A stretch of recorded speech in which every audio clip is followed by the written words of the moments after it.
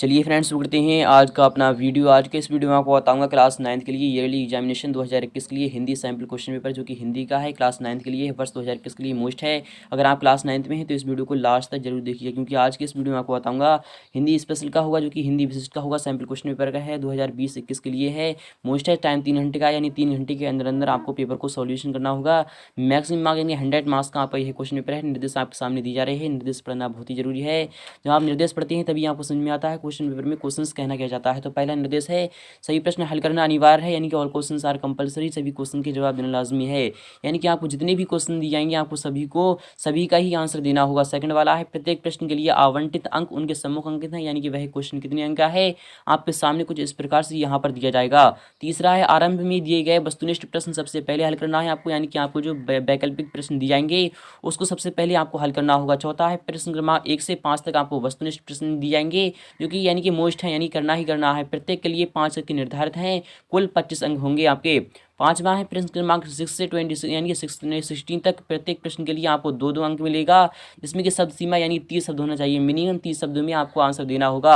छठा है, प्रश्न क्रमांक 17 से 19 तक 3 यानी 3 अंक मिलेगा आपको एक क्वेश्चन का जवाब देने पर, जिसमें कि निर्धारित शब्द सीमा 75 शब्द होना चाहिए। सातवां है, प्रश्न क्रमांक 20 से 25 तक 4-4 अंक मिलेगा प्रश्न का, यानी कि प्रश्न की जो शब्द सीमा होगी वह 120 शब्द होना चाहिए। आठवां है, प्रश्न क्रमांक 27 में आपको 5 अंक मिलेगा 101 क्वेश्चन का जवाब देने पर, जिसमें कि शब्द सीमा 150 शब्द होगी। नवा है, प्रश्न क्रमांक 28 के 2 भाग हैं, जिसमें कि भाग आ के लिए 7 अंक मिलेगा आपको, और शब्द सीमा जिसमें कि 200 से 250 शब्द होना चाहिए। भाग बा के लिए 3 अंक मिलेगा, जिसमें कि आपको यानी टोटल आपके 10 अंक हो जाएंगे। 10वां है, वस्तुनिष्ठ प्रश्नों को छोड़कर सही प्रश्नों में वैकल्पिक प्रावधान दिया जाएगा। तो फ्रेंड्स, पहला क्वेश्चन आ चुका है आप सामने, मोस्ट है। अगर आप क्लास 9th में है तो इस वीडियो को लास्ट तक जरूर देखिए, क्योंकि यह क्वेश्चन मोस्ट है। तो क्वेश्चन नंबर 1 आपका 5 अंक का होगा। क्वेश्चन नंबर 1 में आपके 5 क्वेश्चन आ रहे हैं, तो उचित शब्द का चयन कर रिक्त स्थानों की आपको पूर्ति करना है। यानी कि सिपाही ने पत्र डैश से लिखा था, यानी कि जो सिपाही ने जो पत्र लिखा था वह कहाँ से लिखा था, क्या घर से लिखा था या फिर सीमा यानी कि बॉर्डर से लिखा था। तो आपको पता होगा सिपाही ने जो पत्र लिखा था वह सीमा यानी कि बॉर्डर से लिखा था, इसलिए आपका जवाब क्या आएगा, यहाँ पर आपका सीमा आ जाएगा निकल कर। चलते हैं नेक्स्ट पर। क्वेश्चन नंबर 2 है कि कमाई में प्रत्यय है, यानी जो प्रत्यय होता है वह कहाँ पर लगता है। तो आपको पता होगा प्रत्यय बाद में लगता है और उपसर्ग पहले लगता है। तो कमाई में जो यानी कि जो प्रत्यय है वह आपका आई है, ना कि ई है। आई इसलिए है क्योंकि कम में आई जोड़कर कमाई बना है, इसलिए आपका जवाब क्या आएगा, यानी कि आई आएगा। चलते नेक्स्ट पर कि पंचवटी डैश खंड काव्य है या फिर महाकाव्य है। तो आपको पता होगा पंचवटी है वह आपका एक खंड काव्य है। जी हाँ फ्रेंड्स, खंड काव्य है। अगर यहाँ पर बात होती कि यानी कि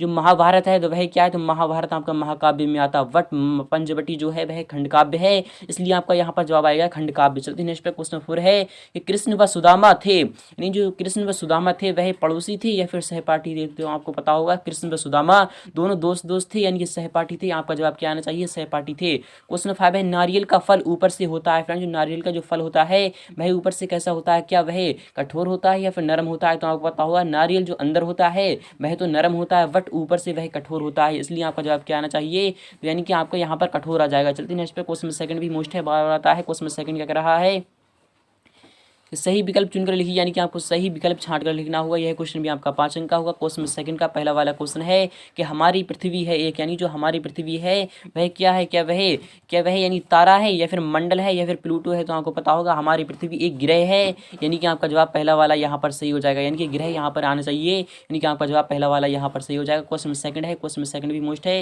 यानी वर्गों के सार्थक योग को कहते हैं। यहाँ पर बात हो रही है कि वर्गों के सार्थक योग को क्या कहते हैं, क्या संधि कहते हैं या फिर शब्द कहते हैं या फिर समास कहते हैं या फिर अर्थ कहते हैं। तो वर्गों के सार्थक योग को हम समास कहते हैं, यानी कि समास कहते हैं, यानी कि आपका जवाब पहला वाला यानी कि सी वाला यहाँ पर सही जवाब हो जाएगा। क्वेश्चन 3 भी मोस्ट है, बार आता है कि तुलसीदास कवि हैं, यानी तुलसीदास जो कवि हैं वह कब के हैं, क्या वीर गाथा काल के हैं या फिर भक्ति काल के हैं या फिर रीति काल के हैं या फिर आधुनिक काल के हैं। तो फ्रेंड्स, तुलसीदास कवि हैं वह कैसे कवि हैं, क्या वीर गाथा काल के हैं या फिर रीति काल के हैं या फिर भक्ति काल के हैं। तो इसका जवाब आपको कमेंट बॉक्स में देना होगा। यह क्वेश्चन आपका मोस्ट है। फिलहाल क्या आपका जवाब क्या आना चाहिए, तो आपका यहाँ पर जवाब आएगा वीर गाथा काल। क्वेश्चन नंबर 4 है कि होनहार यानी कि होनहार बिरवान के होत चीखने पात आएगा या फिर खात आएगा या फिर आत आएगा या फिर जात आएगा। होनहार बिरवान के होत चीखने, तो आपको यहाँ पर क्या आना चाहिए, तो इसका जवाब आपको कमेंट बॉक्स में देना होगा। नेक्स्ट क्वेश्चन है मोस्ट है वाला है। क्वेश्चन 5 क्या कह रहा है कि गंगा नदी की पहली तथा बड़ी पश्चिमी सहायक नदी, यहाँ पर बात हो रही है पश्चिमी सहायक नदी कौन सी है, क्या कावेरी है या फिर गोदावरी है या फिर यमुना है या फिर चंबल है। तो आपका जवाब क्या आएगा, वह आएगा आपका ऑप्शन नंबर यहाँ पर सी वाला सही हो जाएगा। क्वेश्चन नंबर 3 है मोस्ट है बार बार आता है। क्वेश्चन नंबर 3 भी आपका 5 अंक का हुआ। क्वेश्चन नंबर 3 में क्या कर रहा है कि निम्नलिखित में से सत्य और असत्य आपको चयन करना होगा, यानी कि सत्य और असत्य आपको बताना होगा। क्वेश्चन नंबर 3 का पहला वाला क्वेश्चन है कि पुस्तक कागज का बंडल मात्र होती है, कि पुस्तक कागज का बंडल मात्र होती है। जी फ्रेंड्स बिल्कुल सही बात है, जो पुस्तक होती है वह कागज का बंडल होती है। क्वेश्चन नंबर 2 है कि किरण शब्द का पर्यायवाची शब्द रश्मि होता है, क्या यह सत्य है। तो किरण जो शब्द होता है उसका पर्यायवाची शब्द रश्मि होता है, नहीं दोस्तों आपको यह इनकरेक्ट होगा। जो रश्मि तो आपका चंद्रमा का होता है। क्वेश्चन नंबर 3 है कि रसयुक्त वाक्य ही काव्य है, कथन आचार्य विश्वनाथ का है। तो रसयुक्त वाक्य ही काव्य है, कथन आचार्य विश्वनाथ का है, यह क्या यह सत्य है। जी फ्रेंड्स बिल्कुल सही बात है। क्वेश्चन नंबर 4 है कि छंद के पढ़ने की शैली को यति कहते हैं, क्या यह सत्य है या फिर असत्य है। तो इसका जवाब आपको कमेंट बॉक्स में देना होगा। क्वेश्चन नंबर 5 है कि भारत में जन्म लेने पर विवेकानंद को गर्व था। जी फ्रेंड्स बिल्कुल था, यानी कि उन्हें गर्व ही था जो भारत में पैदा हुए थे। क्वेश्चन नंबर 4 है मोस्ट है बार बार आता है, लगभग हर साल आ रहा है कि सही जोड़ी का मिलान कीजिए, यानी कि आपको मैच द फॉलोइंग आपको मिलान करना होगा। यह क्वेश्चन भी आपका 5 अंक का होगा। कॉलम आ और कॉलम बा आपके सामने आ चुका है कि इसरो की स्थापना, यानी जो इसरो की स्थापना की थी वह किसने की थी, तो आपको यह पता होगा। तो भूमि क्या है, तो आपको पता होगा भूमि एक धरा है, यानी कि जिस पर हम रहते हैं भूमि एक धरा है। मुक्तक काव्य क्या होता है, मेरा नया बचपन, यानी जो मेरा नया बचपन है वह किसकी यानी किसकी विधा है, तो आपको पता होगा। एक कुत्ता एक मैना, यानी कि एक कुत्ता एक मैना है वह क्या है, तो वह आपको पता होगा एक कुत्ता एक मैना सुभद्रा कुमारी चौहान पर जाएगा आपका। मेरा नया बचपन किस पर जाएगा आपका, तो मेरा नया बचपन मीरा पर जाएगा आपका। और इसरो की स्थापना वह किसने की थी, तो आपको यह पता होगा, यानी कि यहाँ पर आपका चला जाएगा, आपका आंसर आपको मिल चुका है। चलते हैं नेक्स्ट पे क्वेश्चन नंबर 4 भी 5 भी चलते हैं। मोस्ट है बार आता है। क्वेश्चन 5 कह रहा है कि निम्नलिखित प्रश्नों के उत्तर एक वाक्य में आपको देना होगा, एक वाक्य या फिर एक शब्द में दीजिए। आपको यह क्वेश्चन भी 5 अंक का होगा कि अंबर कलंक, यानी कि अंबर कलंक किसे कहा जाता है, तो आपको पता होगा अंबर कलंक यानी कि जिस पर कोई भी कपड़ा ना हो, यानी भिखारी को कहा जाता है। अंबर कलंक किसे कहा जाता है, ये भिखारी कहा जाता है, भिखारी को कहा जाता है। क्वेश्चन 2 है कि दही शब्द का तत्सम शब्द क्या होता है, यानी दही की जो शब्द होता है वह दीर्घ होता है, यानी दीर्घ होता है, इसलिए आपका जवाब क्या आना चाहिए, दीर्घ। चलती नेक्स्ट पर क्वेश्चन 3 भी मोस्ट है कि गोस्वामी तुलसीदास के प्रमुख महाकाव्य का नाम क्या है, तो गोस्वामी तुलसीदास के प्रमुख महाकाव्य का नाम क्या है, तो रामचरितमानस है। क्वेश्चन 4 भी मोस्ट है कि यानी कवि वृंदावन, यानी कवि वृंद का पूरा नाम क्या था, तो वृंदावन, यानी वृंदावन था। क्वेश्चन नंबर 5 है एक स्वयं जात वन का नाम बताइए, आपको यह बताना होगा एक स्वयं जात वन का नाम क्या है, आपको यह विस्तार के साथ बताना होगा। क्वेश्चन 6 है कि पेड़ पौधे हमारे लिए किस प्रकार फायदेमंद होते हैं, तो आपको पता होगा कि पेड़ पौधे यानी कि पौधे हमारे लिए निम्न प्रकार से सहायक होते हैं, जैसे कि वो हमें लकड़ी देते हैं, हमें ऑक्सीजन देते हैं। इस तरीके से आप लिख दीजिए, आपका आंसर आ जाएगा। यह क्वेश्चन आपका मोस्ट है। अथवा वाले भी क्वेश्चन देते हैं कि हकीकत में किस्मत किसे कहते हैं, यानी किस्मत किसे कहा जाता है, तो आपको यह बताना होगा। यह क्वेश्चन आपका खुद भी सॉल्व कर सकते हैं, यानी कि इसके बारे में आप खुद भी लिख सकते हैं, यानी कि हकीकत में किस्मत आखिर कहते किसे हैं। क्वेश्चन 7 है अंग्रेजों ने भारत में कितने सालों तक राज्य किया, तो आपको पता होगा अंग्रेजों ने भारत में 200 साल तक राज्य किया था, यानी कि 200 वर्ष तक के इनके लिए यानी कि अंग्रेजों ने हमारे देश पर यानी कि इंडिया पर राज्य किया था। अथवा वाला क्वेश्चन है कि यानी जसराज का जन्म कहाँ हुआ था, तो आपको पता होगा जसराज जो था उसका जन्म कहाँ हुआ था। इसका जवाब भी आपको कमेंट बॉक्स में देना होगा, क्योंकि यह क्वेश्चन लगभग हर साल आ रहा है, इस बार भी आ सकता है। अगर आप चाहते हैं इसका फुल सॉल्यूशन तो मैं आपको बताऊंगा, इसका फुल सॉल्यूशन भी नेक्स्ट वीडियो में। क्वेश्चन नंबर 8 है बार बार आता है कि रस के कितने अंग होते हैं, तो आपको पता होगा रस के 4 अंग होते हैं, उसके नाम आपको देना होगा। अथवा वाले भी क्वेश्चन देते हैं कि छंद कितने प्रकार के होते हैं, आपको इसका भी नाम देना होगा। क्वेश्चन नंबर 9 है मोस्ट है कि बचपन की याद किसे आ रही थी, तो आपको पता होगा बचपन की याद कवि को आ रही थी, यानी कवि को आ रही थी। अथवा वाले भी क्वेश्चन देते हैं कि सच्चे मित्र की क्या पहचान होती है, तो आपको बताना होगा सच्चे मित्र की वह पहचान होती है वह आपका दुख और सुख दोनों में साथ देता है, बट जो बैड यानी कि बैड मित्र होता है तो वह आपका केवल और केवल सही समय पर ही यानी साथ देगा, बट जब आप यानी कि जब आपके बुरी परिस्थितियों में आओगे तो आपका कोई भी साथ नहीं देगा। उसमें 10 है मोस्ट है कि पिंजड़े में बंद किसे रखा गया था, तो आपको पता होगा पिंजड़े में यानी कि एक तोते को बंद रखा गया था, तो इस तरीके से आपका आंसर आ जाएगा। अथवा वाले भी क्वेश्चन देते हैं कि रैदास की प्रभु भक्ति किस भाव की है, तो आपको पता होगा रैदास की प्रभु भक्ति है वह किस भाव की है, आपको यह बताना होगा। क्वेश्चन 11 है कि चंद्रमा की किरणें कहाँ कहाँ फैली हुई थी, तो आपको इसका जवाब देना होगा। यह क्वेश्चन भी आपका 2 अंक का है।